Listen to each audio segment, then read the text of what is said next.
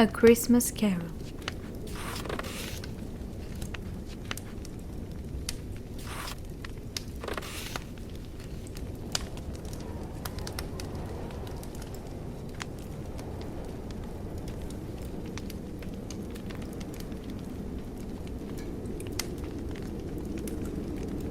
Preface. I have endeavored in this ghostly little book to raise the ghost of an idea which shall not put my readers out of humor with themselves, with each other, with the season, or with me. May it haunt their house pleasantly, and no one wish to lay it. Their faithful friend and servant, C.D. December 1843. Stave 1.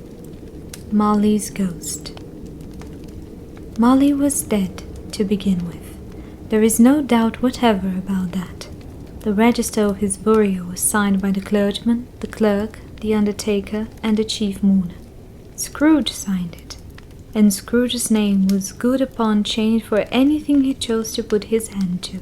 Old Marley was as dead as a doornail. Mind, I don't mean to say that I know of my own knowledge what there is particularly dead about a doornail. I might have been inclined, myself, to regard a coffin nail as the deadest piece of ironmongery in the trade. But the wisdom of our ancestors is in the sinew, and my unhallowed hand shall not disturb it, or the country is done for. You will, therefore, permit me to repeat emphatically that Marley was as dead as a doornail. Scrooge knew he was dead. Of course he did. How could it be otherwise? Scrooge and he were partners for I don't know how many years. Scrooge was his sole executor, his sole administrator, his sole assigned, his sole residuary legatee, his sole friend, and sole mourner. And even Scrooge was not so dreadfully cut up by the said event, but that he was an excellent man of business on the very day of the funeral, and solemnized it with an undoubted bargain. The mention of Marley's funeral brings me back to the point I started from. There is no doubt that Marley was dead. This must be distinctly understood, or nothing wonderful can come of the story I am going to relate. If we were not perfectly convinced that Hamlet's father died before the play began, there would be nothing more remarkable in his taking a stroll at night, in an easterly wind, upon his own ramparts, than there would be in any other middle-aged gentleman rashly turning out after dark in a breezy spot, say St. Paul's churchyard, for instance, literally to astonish his son's weak mind. Scrooge never painted out old Marley's name. There it stood, years afterwards, above the warehouse door, Scrooge and Marley. The firm was known as Scrooge and Marley. Sometimes people new to the business called Scrooge, and sometimes Marley, but he answered to both names. It was all the same to him. Oh, but he was a tight-fisted hand at the greenstone, Scrooge, a squeezing, wrenching, grasping, scraping, clutching, covetous old sinner, hard and sharp as flint, from which no steel had ever struck out generous fire, secret and self-contained, and solitary as an oyster. The cold within him froze his old features, nipped his pointed nose, shriveled his cheek, stiffened his gait, made his eyes red, his thin lips blue, and spoke out shrewdly in his grating voice. A frosty rime was on his head, and on his eyebrows, and his wiry chin.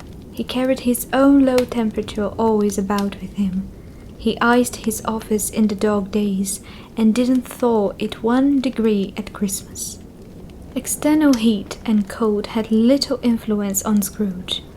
No warmth could warm, no wintry weather chill him. No wind that blew was bitterer than he. No falling snow was more intent upon its purpose. No pelting rain less open to entreaty. Foul weather didn't know where to have him. The heaviest rain and snow and hail and sleet could boast on the advantage over him in only one respect. They often came down handsomely, and Scrooge never did. Nobody ever stopped him in the street to say, with gladsome looks, "My dear Scrooge, how are you? When will you come to see me?" No beggars implored him to bestow a trifle. No children asked him what it was o'clock. No man or woman ever once in all his life inquired the way to such and such a place of Scrooge. Even the blind man's dogs appeared to know him, and when they saw him coming on, would tug their owners into doorways and up courts, and then would wag their tails as though they said, "No eye at all is better than an evil eye, dark master." But what did Scrooge care? It was the very thing he liked. To edge his way along the crowded paths of life, warning all human sympathy to keep its distance, was what the knowing ones call nuts to Scrooge. Once upon a time, of all the good days in the year, on Christmas Eve, old Scrooge sat busy in his counting house. It was cold, bleak, biting weather, foggy withal, and he could hear the people in the court outside go whizzing up and down, beating their hands upon their breasts and stamping their feet upon the pavement stones to warm them. The city clocks had only just gone 3, but it was quite dark already. It had not been light all day, and candles were flaring in the windows of the neighboring offices, like Rudy's mares upon the palpable brown air. The fog came pouring in at every chink and keyhole, and was so dense without that, although the court was of the narrowest, the houses opposite were mere phantoms. To see the dingy cloud come dropping down, obscuring everything, one might have thought that nature lived hard by and was brewing on a large scale. The door of Scrooge's counting-house was open that he might keep his eye upon his clerk, who, in a dismal little cell beyond, a sort of tank, was copying letters. Scrooge had a very small fire, but the clerk's fire was so very much smaller that it looked like one coal.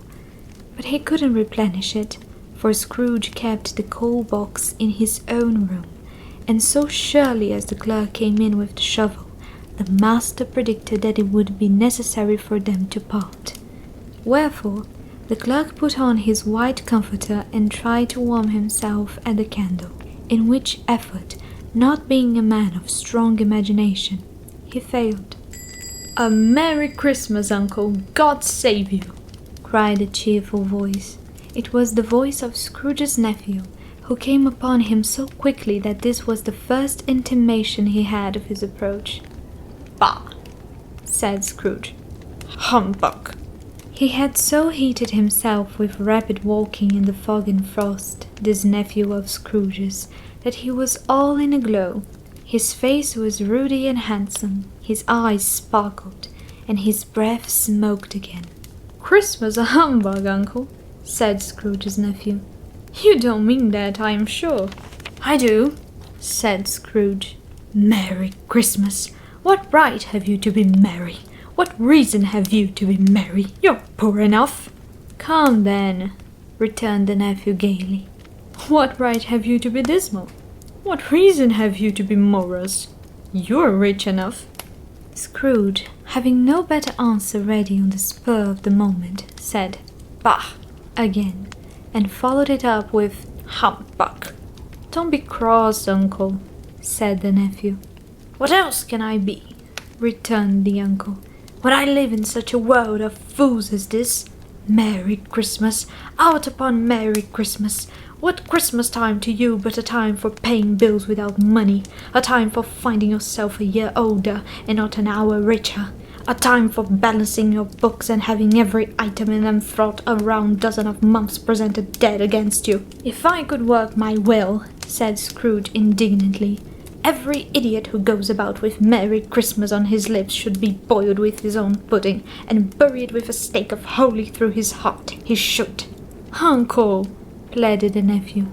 "Nephew," returned the uncle sternly, "keep Christmas in your own way and let me keep it in mine." "Keep it?"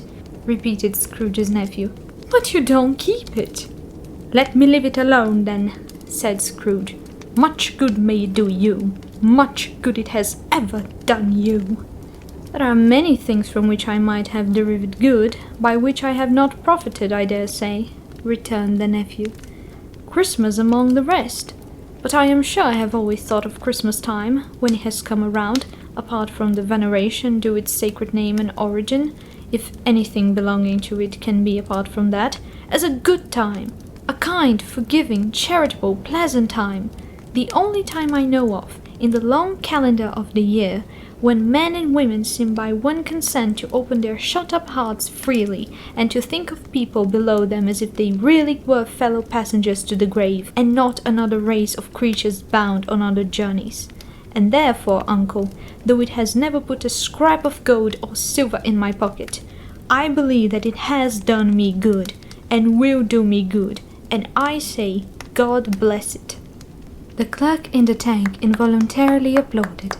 Becoming immediately sensible of the impropriety, he poked the fire, and extinguished the last frail spark forever. "Let me hear another sound from you," said Scrooge, "and you keep your Christmas by losing your situation.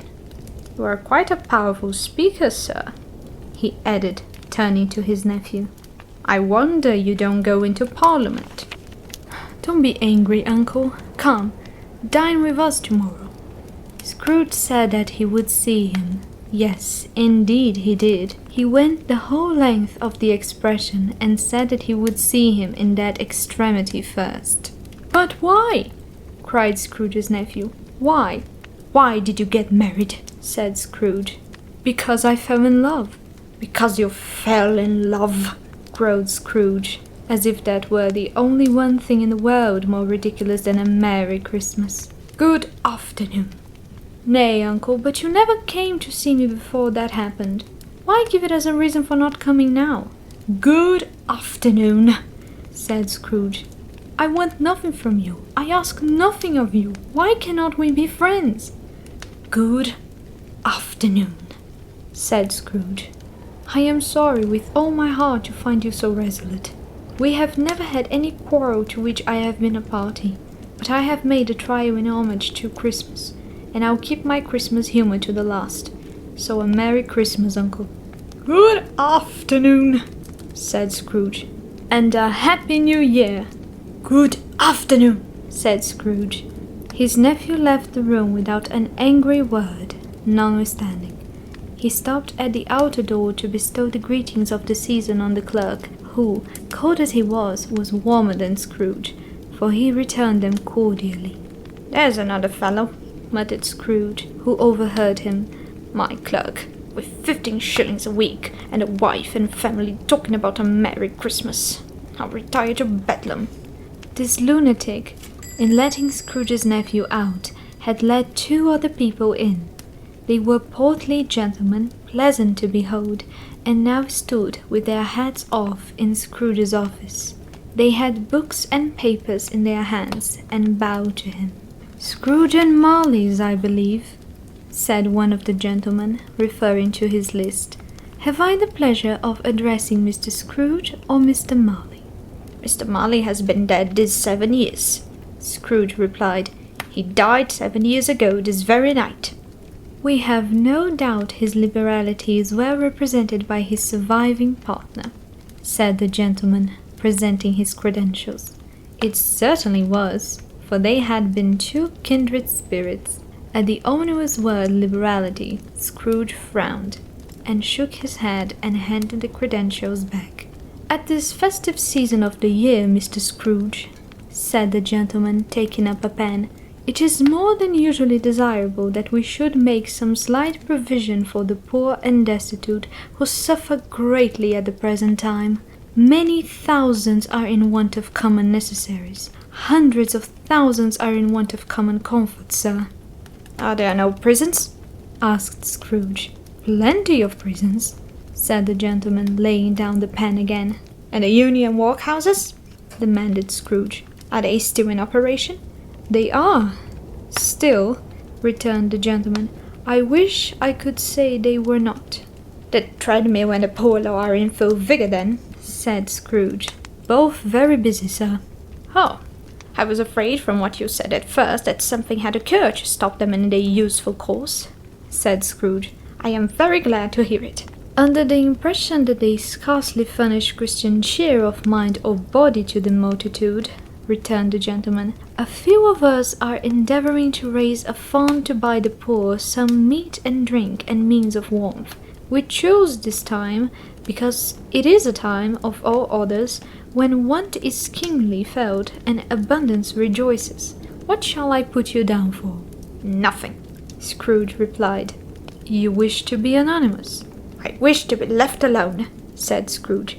Since you ask me what I wish, gentlemen, that is my answer. I don't make merry myself at Christmas, and I can't afford to make idle people merry.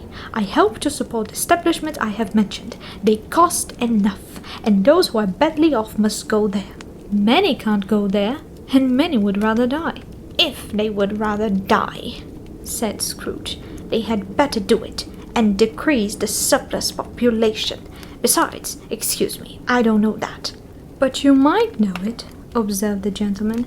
It is not my business, Scrooge returned. It is enough for a man to understand his own business, and not to interfere with other people's. Mine occupies me constantly. Good afternoon, gentlemen. Seeing clearly that it would be useless to pursue their point, the gentleman withdrew. Scrooge resumed his labours with an improved opinion of himself, and in a more facetious temper than was usual with him. Meanwhile the fog and darkness thickened so that people ran about with flaring links, proffering their services to go before horses and carriages, and conduct them on their way. The ancient tower of a church, whose gruff old bell was always peeping slyly down at Scrooge out of a Gothic window in the wall, became invisible, and struck the hours and quarters in the clouds, with tremulous vibrations afterwards, as if its teeth were chattering in its frozen head up there. The cold became intense. In the main street, at the corner of the court, some labourers were repairing the gas pipes, and had lighted a great fire in a brazier, round which a party of ragged men and boys were gathered, warming their hands and winking their eyes before the blaze in rapture. The water plug being left in solitude, its overflowing suddenly congealed and turned to misanthropic ice. The brightness of the shops, where holy sprigs and berries crackled in the lamp heat of the windows, made pale faces ruddy as they passed. Poulterers' and grocers' trades became a splendid joke, a glorious pageant, with which it was next to impossible to believe that such dull principles as bargain and sale had anything to do. The Lord Mayor, in the stronghold of the mighty mansion house, gave orders to his 50 cooks and butlers to keep Christmas as a Lord Mayor's household should, and even the little tailor whom he had fined 5 shillings on the previous Monday for being drunk and bloodthirsty in the streets, stirred up tomorrow's pudding in his garret, while his lean wife and the baby sallied out to buy the beef. Foggier yet, and colder, piercing, searching, beating cold. If the good St. Dunstan had but nipped the evil spirit's nose with a touch of such weather as that, instead of using his familiar weapons, then indeed he would have roared to lusty purpose. The owner of one scant young nose, gnawed and mumbled by the hungry cold as bones are gnawed by dogs, stopped down at Scrooge's keyhole to regale him with a Christmas carol. But at the first sound of "God bless you, merry gentlemen, may nothing you dismay," Scrooge seized the umbrella with such energy of action that the singer fled in terror, leaving the keyhole to the fog, and even more congenial frost. At length the hour of shutting up the counting-house arrived. With an ill will Scrooge dismounted from his stall, and tacitly admitted the fact to the expectant clerk in the tank, who instantly snuffed his candle out and put on his hat. "You want the day tomorrow, I suppose?" said Scrooge. "If quite convenient, sir." "It's not convenient," said Scrooge, "and it's not fair. If I was to stop half a crown for it, you'd think yourself used, I'll be bound." The clerk smiled faintly. "And yet," said Scrooge, You don't think me ill-used when I pay a day wages for no work? The clerk observed that it was only once a year. A poor excuse for picking a man's pocket every 25th of December, said Scrooge, buttoning his great coat to the chin. But I suppose you must have the whole day. Be here all the earlier next morning. The clerk promised that he would, and Scrooge walked out with a groan. The office was closed in a twinkling, and the clerk, with the long ends of his white comforter dangling below his waist, for he boasted no greatcoat, went down a slide on Cornhill at the end of a lane of boys 20 times in honor of its being Christmas Eve, and then ran home to Camden Town as hard as he could pelt to play at blind man's buff.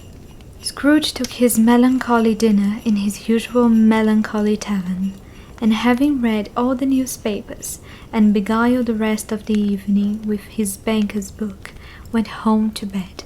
He lived in chambers which had once belonged to his deceased partner.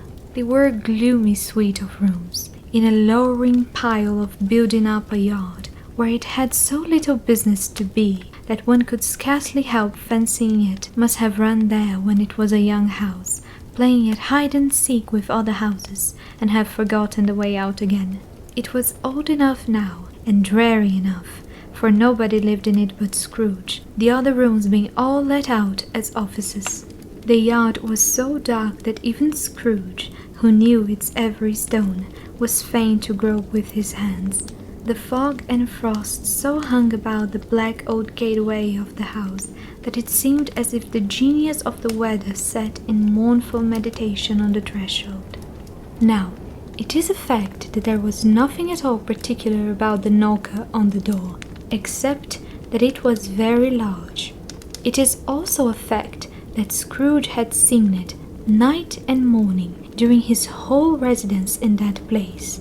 Also, that Scrooge had as little of what it's called fancy about him as any man in the city of London, even including, which is a bold word, the corporation, adelman, and livery. Let it also be borne in mind that Scrooge had not bestowed one thought on Marley since his last mention of his 7 years dead partner that afternoon. And then let any man explain to me, if he can, how it happened that Scrooge, having his key in the lock of the door, saw in the knocker, without its undergoing any intermediate process of change, not a knocker, but Marley's face. Marley's face! It was not an impenetrable shadow, as the other objects in the yard were, but had a dismal light about it, like a bad lobster in a dark cellar. It was not angry or ferocious, but looked at Scrooge as Marley used to look, with ghostly spectacles turned up on its ghostly forehead. The hair was curiously stirred, as if by breath or hot air, and though the eyes were wide open, they were perfectly motionless.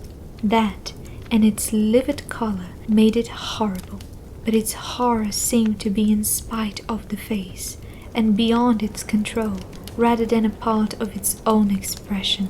As Scrooge looked fixedly at this phenomenon, it was a knocker again. To say that he was not startled, or that his blood was not conscious of a terrible sensation to which it had been a stranger from infancy, would be untrue. But he put his hand upon the key he had relinquished, turned it sturdily, walked in, and lighted his candle. He did pause, with a moment's irresolution, before he shut the door, and he did look cautiously behind it first, as if he half expected to be terrified with the sight of Marley's pigtails sticking out into the hall. But there was nothing on the back of the door, except the screws and nuts that held the knocker on. So he said, "Phew, phew," and closed it with a bang. The sound resounded through the house like thunder. Every room above, and every cask in the wine merchant's cellar below, appeared to have a separate peal of echoes of its own. Scrooge was not a man to be frightened by echoes. He fastened the door and walked across the hall and up the stairs, slowly too, trimming his candle as he went. You may talk vaguely about driving a coach and 6 up a good old flight of stairs, or through a bad young Act of Parliament, but I mean to say that you might have got a hearse up that staircase and taken it broadwise, with the splinter bar towards the wall and the door towards the balustrades, and done it easy. There was plenty of width for that, and room to spare, which is perhaps the reason why Scrooge thought he saw a locomotive hearse going on before him in the gloom. Half a dozen gas lamps out of the street wouldn't have lighted the entry too well, so you may suppose that it was pretty dark with Scrooge's dip. Up Scrooge went, not caring a button for that. Darkness is cheap, and Scrooge liked it.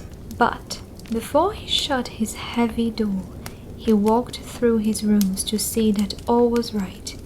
He had just enough recollection of the face to desire to do that. Sitting room, bedroom, lumber room, all as they should be. Nobody under the table, nobody under the sofa, a small fire in the grate, spoon and basin ready, and a little saucepan of gruel. Scrooge had a cold in his head upon the hob. Nobody under the bed, nobody in the closet, nobody in his dressing room, which was hanging up in a suspicious attitude against the wall. Lumber room as usual. Old fire guard, old shoes, 2 fish baskets, washing stand on 3 legs, and a poker. Quite satisfied, he closed his door and locked himself in. Double locked himself in, which was not his custom. Thus secured against surprise, he took off his cravat, put on his dressing gown and slippers, and his nightcap, and sat down before the fire to take his gruel. It was a very low fire indeed, nothing in such a bitter night. He was obliged to sit close to it and brood over it before he could extract the least sensation of warmth from such a handful of fool. The fireplace was an old one, built by some Dutch merchant long ago, and paved all round with quaint Dutch tiles designed to illustrate the scriptures. There were Cains and Abels, Pharaoh's daughters, Queens of Sheba, angelic messengers descending through the air on clouds like feather beds, Abrahams, Belshazzars, apostles putting off to sea in buttered boats, hundreds of figures to attract his thoughts, and yet the face of Marley, 7 years dead, came like the ancient prophet's rod, and swallowed up the whole. If each smooth tile had been a blank at first, with power to shape some picture on its surface from the disjointed fragments of his thoughts, there would have been a copy of old Marley's head on every one. "Humbug," said Scrooge, and walked across the room. After several turns, he sat down again. As he threw his head back in the chair, his glance happened to rest upon a bell, a disused bell, that hung in the room and communicated, for some purpose now forgotten, with a chamber in the highest story of the building. It was with great astonishment and with a strange, inexplicable dread that, as he looked, he saw this bell begin to swing. It swung so softly in the outset that it scarcely made a sound, but soon it rang out loudly, and so did every bell in the house. This might have lasted half a minute, or a minute, but it seemed an hour. The bells ceased as they had begun, together. They were succeeded by a clanking noise deep down below, as if some person were dragging a heavy chain over the casks in the wine merchant's cellar. Scrooge then remembered to have heard that ghosts in haunted houses were described as dragging chains. The cellar door flew open with a booming sound, and then he heard the noise much louder on the floors below, then coming up the stairs, then coming straight towards his door. "It's humbug still," said Scrooge. "I won't believe it." His colour changed though, when, without a pause, it came on through the heavy door and passed into the room before his eyes. Upon its coming in, the dying flame leaped up, as though it cried, "I know him, Marley's ghost," and fell again. The same face, the very same, Marley in his pigtail, usual waistcoat, ties and boots, the tassels on the latter bristling like his pigtail, and his coat skirts, and the hair upon his head. The chain he drew was clasped about his middle.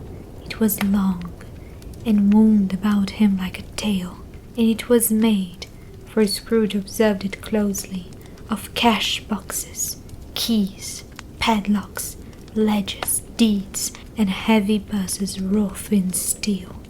His body was transparent, so that Scrooge, observing him and looking through his waistcoat, could see the 2 buttons on his coat behind.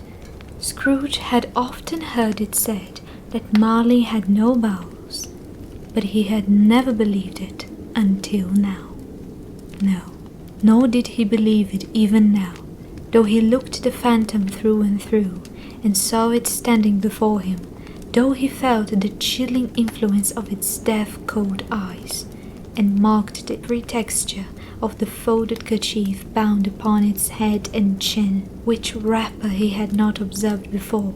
He was still incredulous, and fought against his senses. "How now?" said Scrooge, caustic and cold as ever. "What do you want with me?" Much. Marley's voice, no doubt about it. "Who are you?" Ask me who I was. "Who were you then?" said Scrooge, raising his voice. "You are particular for a shade." He was going to say, "to a shade," but substituted this as more appropriate. In life I was your partner, Jacob Marley. Can you sit down?" asked Scrooge, looking doubtfully at him. I can. "Do it then." Scrooge asked the question because he didn't know whether a ghost so transparent might find himself in a condition to take a chair, and felt that in the event of its being impossible, it might involve the necessity of an embarrassing explanation. But the ghost sat down on the opposite side of the fireplace, as if he were quite used to it. You don't believe in me, observed the ghost. "I don't," said Scrooge. What evidence would you have of my reality beyond that of your own senses? "I don't know," said Scrooge. Why do you doubt your senses? "Because," said Scrooge, "a little thing affects them. A slight disorder of the stomach makes them cheats. You may be an indigested bit of beef, a blot of mustard, a crumb of cheese, a fragment of an underdone potato. There's more of gravy than of grave about you, whatever you are." Scrooge was not much in the habit of cracking jokes, nor did he feel in his heart by any means waggish them. The truth is that he tried to be smart, as a means of distracting his own attention and keeping down his terror, for the spectre's voice disturbed the very marrow in his bones. To sit staring at those fixed, glazed eyes in silence for a moment would play, Scrooge felt, the very deuce with him.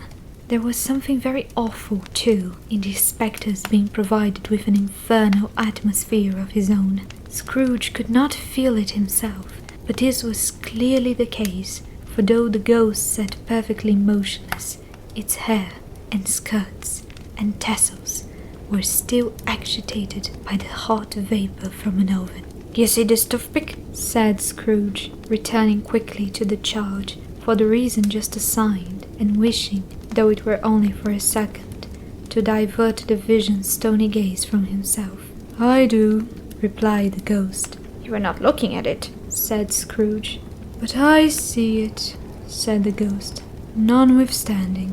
"Well," returned Scrooge, "I have but to swallow this, and be for the rest of my days persecuted by a legion of goblins, all of my own creation. Humbug, I tell you. Humbug." At this, the spirit raised a frightful cry, and shook its chain with such a dismal and appalling noise that Scrooge held on tight to his chair to save himself from falling in a swoon. But how much greater was his horror when the phantom, taking off the bandage round his head, as if it were too warm to wear indoors, its lower jaw dropped down upon its breast. Scrooge fell upon his knees and clasped his hands before his face. "Mercy," he said. "Dreadful apparition, why do you trouble me?" Man of the worldly mind, replied the ghost. do you believe in me or not? "I do," said Scrooge. "I must. But why do spirits walk the earth? And why do they come to me? It is required of every man, the ghost returned, that the spirit within him should walk abroad among his fellow men, and travel far and wide. And if that spirit goes not forth in life, it is condemned to do so after death. It is doomed to wander through the world. Oh, woe is me, and witness what it cannot share, but might have shared on earth, and turn to happiness. Again the spectre raised a cry, and shook its chain and wrung its shadowy hands. "You are fettered," said Scrooge, trembling. "Tell me why." "I wear the chain I forged in life," replied the ghost. "I made it link by link and yard by yard. I girded it of my own free will, and of my own free will I wore it. Is its pattern strange to you?" Scrooge trembled more and more. "Or would you know," pursued the ghost, "the weight and length of the strong coil you bear yourself? It was full as heavy and as long as this 7 Christmas Eves ago. You have labored on it since. It is a ponderous chain." Scrooge glanced about him on the floor, in the expectation of finding himself surrounded by some 50 or 60 fathoms of iron cable, but he could see nothing. "Jacob," he said imploringly. "Old Jacob Marley, tell me more. Speak comfort to me, Jacob." "I have none to give," the ghost replied. "It comes from other regions, Ebenezer Scrooge, and it's conveyed by other ministers to other kinds of men. Nor can I tell you what I would. A very little more is all permitted to me. I cannot rest, I cannot stay, I cannot linger anywhere. My spirit never walked beyond our counting-house, mark me. In life my spirit never roved beyond the narrow limits of our money-changing hole, and weary journeys lie before me." It was a habit with Scrooge, whenever he became thoughtful, to put his hands in his breeches pockets, pondering on what the ghost had said. He did so now, but without lifting up his eyes or getting off his knees. "You must have been very slow about it, Jacob," Scrooge observed in a business-like manner, though with humility and deference. "Slow," the ghost repeated. 7 years dead," mused Scrooge. "and travelling all the time." "The whole time," said the ghost. "No rest, no peace, incessant torture of remorse." "You travel fast?" said Scrooge. "On the wings of the wind," replied the ghost. "You might have got over a great quantity of ground in 7 years," said Scrooge. The ghost, on hearing this, set up another cry, and clanked its chain so hideously in the dead silence of the night that the ward would have been justified in indicting it for a nuisance. "Oh, captive, bound and double-ironed," cried the phantom, "not to know that ages of incessant labor by immortal creatures, for this earth must pass into eternity before the good of which it is susceptible is all developed. Not to know that any Christian spirit working kindly in its little sphere, whatever it may be, will find its mortal life too short for its vast means of usefulness. Not to know that no space of regret can make amends for one's life opportunities misused. Yet such was I. Oh, such was I."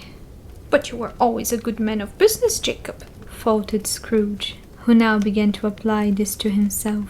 "Business!" cried the ghost, wringing its hands again. "Mankind was my business. The common welfare was my business. Charity, mercy, forbearance, and benevolence were all my business. The dealings of my trade were but a drop of water in the comprehensive ocean of my business." It held up its chain at arm's length, as if they were the cause of all its unavailing grief, and flung it heavily upon the ground again. "At this time of the rolling year," the spectre said, "I suffer most. Why did I walk through crowds of fellow beings with my eyes turned down, and never raise them to that blessed star which led the wise man to a poorer bud? Were there no poor homes to which its light would have conducted me?" Scrooge was very much dismayed to hear the spectre going on at this rate, and began to quake exceedingly. "Hear me," cried the ghost. My time is nearly gone. I will, said Scrooge. But don't be hard upon me. Don't be flowery, Jacob, pray. How it is that I appear before you in a shape that you can see, I may not tell. I have sat invisible beside you many and many a day. It was not an agreeable idea. Scrooge shivered and wiped the perspiration from his brow.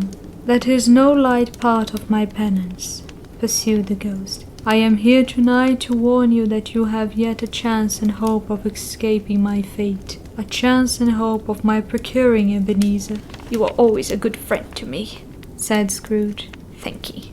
You will be haunted, resumed the ghost, by 3 spirits. Scrooge's countenance fell almost as low as the ghost sat down. Is that the chance and hope you mentioned, Jacob? He demanded in a faltering voice. It is. I think I read a note, said Scrooge. Without their visits, said the ghost, you cannot hope to shun the path I tread. Expect the first tomorrow when the bell tolls 1. Couldn't I take them all at once and have it over, Jacob? Hinted Scrooge. Expect the second on the next night at the same hour. The third upon the next night when the last stroke of 12 has ceased to vibrate. Look to see me no more, and look that, for your own sake, you remember what has passed between us. When it had said these words, the spectre took its wrapper from the table and bound it round its head as before. Scrooge knew this by the smart sound its teeth made when the jaws were brought together by the bandage. He ventured to raise his eyes again, and found his supernatural visitor confronting him in an erect attitude, with its chain wound over and about its arm. The apparition walked backward from him, and, at every step it took, the window raised itself a little, so that, when the spectre reached it, it was wide open. It beckoned Scrooge to approach, which he did. When they were within 2 paces of each other, Marley's ghost held up its hand, warning him to come no nearer. Scrooge stopped, not so much in obedience as in surprise and fear, for, on the raising of the hand, he became sensible of confused noises in the air, incoherent sounds of lamentation and regret, wailings inexpressibly sorrowful and self-accusatory. The spectre, after listening for a moment, joined in the mournful dirge, and floated out upon the bleak, dark night. Scrooge followed to the window, desperate in his curiosity. He looked out. The air was filled with phantoms, wandering hither and thither in restless haste, and moaning as they went. Every one of them wore chains like Marley's ghost. Some few, they might be guilty governments, were linked together. None were free. Many had been personally known to Scrooge in their lives. He had been quite familiar with one old ghost in a white waistcoat, with a monstrous iron safe attached to its ankle, who cried piteously at being unable to assist a wretched woman with an infant, whom it sat alone upon a doorstep. The misery with them all was clearly that they sought to interfere for good in human matters, and had lost the power forever. Whether these creatures faded into mist, or mist enshrouded them, he could not tell, but they and their spirit voices faded together, and the night became as it had been when he walked home. Scrooge closed the window, and examined the door by which the ghost had entered. It was double-locked, as he had locked it with his own hands, and the bolts were undisturbed. He tried to say "humbug," but stopped at the first syllable, and being, from the emotions he had undergone, or the fatigues of the day, or his glimpse of the invisible world, or the dull conversation of the ghost, or the lateness of the hour, much in need of repose, went straight to bed without undressing, and fell asleep upon the instant.